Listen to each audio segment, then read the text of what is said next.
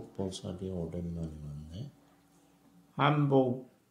한 벌을 하는데 손바느질 한 뜸 한 뜸이 몇 뜸이면 한 벌이 되나? 안 씌어봤지?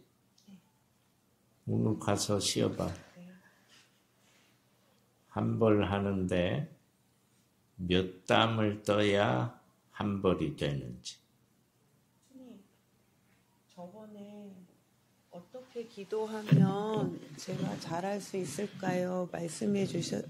질문 드렸을 때 스님께서 연애하듯이 하라고 말씀해 주셨어요. 제 수준에서 이해가 잘 되게. 스님, 그러면 저에게 집중해서 저를 바라보는 방법은 어떻게 하면 집중해서 더 잘 바라볼 수 있을까요? 한복 짓듯이 하는 것이다. 땀 한 땀 뜨는데 옷을 전체를 보고 하는 게 아니고 거기는 내가 있는 것도 아니고 한복이 있는 것도 아니고 바늘과 실이 존재하면서 그 필요한 부분 한 땀을 건너갈 뿐이지. 네. 한복을 건너가는 게 아니라고. 그러면 제가 기도를 할 때 지금 이 순간에 나만 보라는 말씀이신가요? 너 볼 것도 없어. 그냥 놔야지. 나를 뭐 억지로 바느질하는데 나를 보나? 그런 생각하나? 안 하잖아. 오직 한 땀 한 땀 필요한 구역을 지나갈 뿐이지. 꼭 스님이 그 바느질한 걸 갖다가 보여줘야 되나? 얼마나 바느질 선수인지. 스님, 바느질하면 아무 생각 없이 하는데 지금 생각 없이 기도하면 되나요, 스님? 그러면? 그건가요, 스님? 생각이 없이 하는데. 완성돼 있는 거야. 알았어? 생각이 없다고 그래서 시간을 무한대로 허송세월한 게 아니고 생각 없이 하고 있는데 완성돼 있는 거야. 알았어요? 나도 모르게 완성돼 있는 무엇이 있지. 알았지? 네, 스님. 그걸 빨리빨리 캐치를 하고 알아차려야지. 는 얼마였지? 10월. 이제 감기도 해결을 못 하잖아. 스님, 그래서 제가 그 기도하면서 왜 나는 기도를 하는데 감기가 이렇게 계속 걸리나 되게 속상했는데 생각을 해보니까 감기는 언제든 걸릴 수 있는데 내 마음이 그 감기를 잘 받아들이는 게 이제 기도를 해서 내가 달라지는 게 아닐까 이렇게 생각을 했는데요, 스님. 너무 제 중심으로 생각한 겁니까, 스님? 제 중심인데 나라는 환경이 나쁜 거지. 환경이 나쁜 거지. 외부적 상대 세계라는 건 내 조건이 아니고 그대로 흘러가는 건데 내가 그 대상을 맞닥뜨림이 좋고 나쁜 거지. 그러니까 감기를 제거하는 게 아니고 나를 변화시키는 작업. 찬 기운이니까 오히려 내 몸에 들어와서 나를 시원하게 해주고 거꾸로 몸에서 느낌의 세계를 내 속에서는 좋게 변화시킬 수 있어야지. 그럼 나는 왜 몇십 년 동안 감기를 안 걸린대? 내가 여기 와서 감기 걸린 거 봤습니까? 왜 그러지? 그렇다고 뭐 남들이 볼 때 뭐 엄청나게 우람한 것도 아닌데 내 변화. 네. 나의 중심적 사고, 생각, 수행이 극에 달해야지. 그게 첫 번째잖아. 극에 달해서 그 고개를 넘어갈 때 거기에 자비가 있는 거고 거기에 수행이 있는 것이지 그 전에 하는 것은 사실은 수행도 아니란다. 이해됩니까? 조금 이해됐어요. 수행이라는 관점에서 본다면 초등학생 수준이야. 관점이 있잖아. 네. 그건 시간에 본인이 시간을 때운 거지 수행을 때운 게 아니기 때문에 그런 문제가 있는 거야. 누구는 금방 보고 금방 확신을 가지고 금방 깨달을 수도 있는데 그렇게 못한 거잖아. 네. 그래서 우리가 어떤 것에 집중할 수 있는 그런 힘이 얼마나 그 소중하고 집중하지 않으면 안 되거든. 절대 집중. 옆에 있잖아. 저는 지금 그런 사람에 대해서 많이 배우는 것 같습니다, 선생님. 공부를 쉬면 안 되고 우리가 하는 공부는 사람을 위한 공부. 그러기 위해서 조금 아까 말했듯이 나에게 먼저 집중을 해야 된다는 거. 내게 잘못된 걸 없애가고 나한테 부족한 거를 극도로 채워야 수행자로서 수행의 길을 갈 수 있는 거지. 내가 남 좀 불쌍한 거 보고 마음을 냈다고 그래서 내가 자비롭거나 그렇지 않아. 그런 건 자비라고 하는 게 아니야. 자비는 관자재 했을 때 베푸는 걸 자비라 그래. 관자재. 그런 건 그냥 측은한 마음이 순간적으로 일어난 것일 뿐이야. 본인이 자비로운 게 아니고. 오직 내가 수행을 할 수 있는 어떤 조건이 되게끔 노력하는 것뿐이란다. 본인이 목숨을 걸 만큼 이게 소중한 건지를 빨리 판단을 해야 돼. 2차로. 1차로는 이제 해봤잖아. 어? 열심히 해보니까 뭔가 변화되는 걸 이제 느끼긴 했는데 통해서 내 목숨을 걸 만큼 어떤 2차적인 세계로 갈 건지 아니면 이 정도로 그냥 좀 덜 아프고 좀 깨끗하게 이 정도 그냥 삶을 되겠다고 하면 그냥 사는 것이고. 선생님, 저는 갈 겁니다. 어디를 가? 선생님께서 말씀하신 대로 저는 다 공부를 잘해야 된다니까. 저는 이 진언을 하면서 이렇게 제가 이제 사회에 나가서 느낀 게 이 진언은 나한테 지금 생명줄이다. 그런 생각이 들었습니다. 생명줄이긴 한데 복잡한 속에 살고 있잖아. 복잡하다고 그 속은. 네. 그러면 이게 수행이라는 세계도 복이 많아야 되는 거지 복이 없으면 안 된단다. 매우 위험한 세계거든.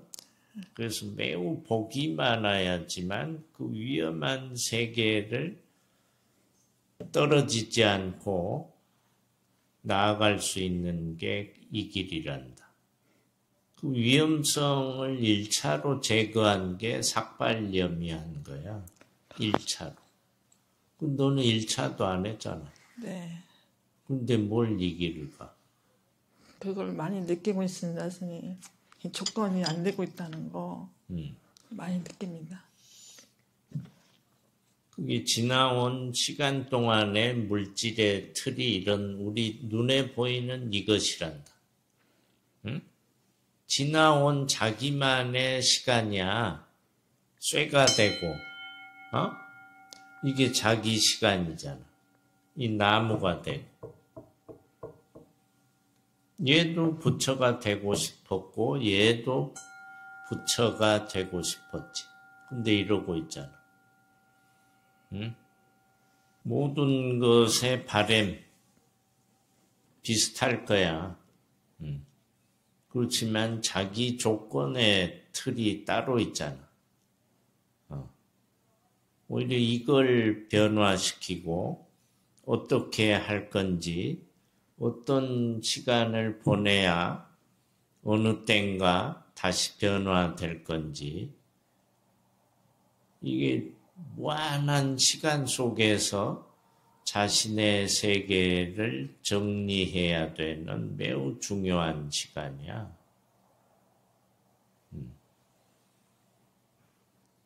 그냥 뭐 한 생각으로 되면 좋겠지만 그게 되나? 응? 이쪽 저 뒤로 좁아. 처사. 저는 오늘은 특별히 드릴 말씀이 없는 것 같고요. 오늘이 5.18이더라고요. 저는 5일 뒤면 그만하겠습니다. 그래서 이런 게 언제나 없어질지. 안 돼, 죽을 때까지. 그렇습니까? 알겠습니다. 근데 세상을 그 모습으로 바라보면 우리가 한순간도 사실은 호흡을 할 수가 없다는 거야. 왜냐하면 이 지구 자체가 너무 슬프기 때문에. 그럼 뭐 이 땅에 지금 우리가 앉아 있지만 여기 이 자리에서 죽은 영혼들이 한두 명일까? 그 피로 물들지 않는 국토가 어디 있냐고. 없어요. 그래서 벗어나고자 하는 이것이 쉬운 일일까? 이 생각마저도 오히려 호사스러운 것이다. 그 촌각을 다투어서 정진하고 공부하고 끝없이 촌음을 아껴야 된다는 게 이런 것이다. 그렇게 뭐 한가한 그런 때가 없어. 살펴보기를 잘하면. 그와 더불어서 내 몸, 내 정신, 내 프로그램도 죽어가고 있다는 거야. 살리는 짓을 할 줄 아는 이가 극히 드물다는 거지. 이 진언에 목숨 걸지 않으면 다 사망의 계곡으로 가고 있는 것이다. 얼마나 간절해야 되는지 그걸 알아야 된다. 그런 거야. 다 일체의 아픔, 병증 모든 것이 다 거기에서 비롯되고 그것이 더 깊이 들어가면 결국은 우리의 그 잘못된 생각의식이 그런 것이 만들어내는 거라고. 응? 내 속에서 부정적인 그 부정의 틀이 곧 병이 되는 것이고 그것이 강할수록 중병이 되는 거야. 결국에는 여러분들이 깊이 수행을 하게 되면 마음의 세계로 되돌아오게 될 거야. 진언을 하는 게 아니고 뭐라고 했죠? 여러분들이 완전히 완전한 틀을 갖추게 되면 여러분들이 한 생각 하나 일으키는 것이 그대로 진언이 되는 것이다. 그래서 무서운 것이다. 물 오만이 반매움이 아니고 저 사람이 갑자기 일어나는 그 생각 자체가 곧바로 진언의 힘을 발휘하는 것이다. 이제 그리 되도록 노력을 해야 되겠지. 그 뒤에 동생. 네. 저사가 어때요, 좀? 그 수술하고 나서는 보통 한 6개월에서 1년간은 관리를 잘 해야 된다 그래서 그 한 달에 한 2번 정도 이제 한방병원 가서 면역 치료 같은 거를 받고 이번 주에 토요일 날 어저께 또 한번 지난주에 들어갔다가 퇴원했고요. 그 신체적으로는 이제 몸무게라든지 이런 게 이제 20대 때 그 몸무게로 많이 빠져가지고 그 상태인데 더 찌지도 않고 뭐 이렇게 하지도 않고 잘 유지를 하고 있고요. 좋은 것 같습니다. 본인이 이제 기도도 제가 본인을 위해서 요즘 제가 많이 게을러져서 안 하고 본인은 본인 거 스스로 하고. 저사는 좀 정상화되는데 시간이 좀 필요하고 지금 상태로는 한 4, 5년 노력을 하면 거의 정상인에 가까워져서 생각했던 것보다 오래 살 것이다. 감사합니다. 어제 용맹정진 끝나고 스님께서 말씀하셨던 내려놓으려면 다 내려놓고 공안주를 알면 된다고 하셨는데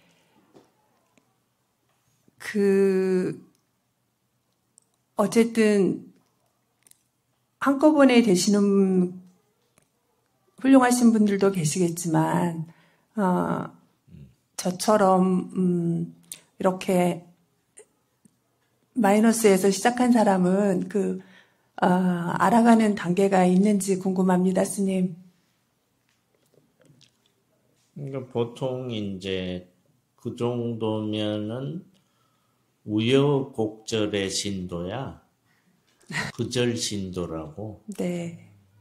그래서 그런 걸 많이 더 겪어야 되는 거지. 응? 그 절에 다니면 오만 걸 겪게 돼 있어. 많이 겪고 해야. 네. 더 많이 겪고 하면 사찰을 옮기잖아. 노심초사로.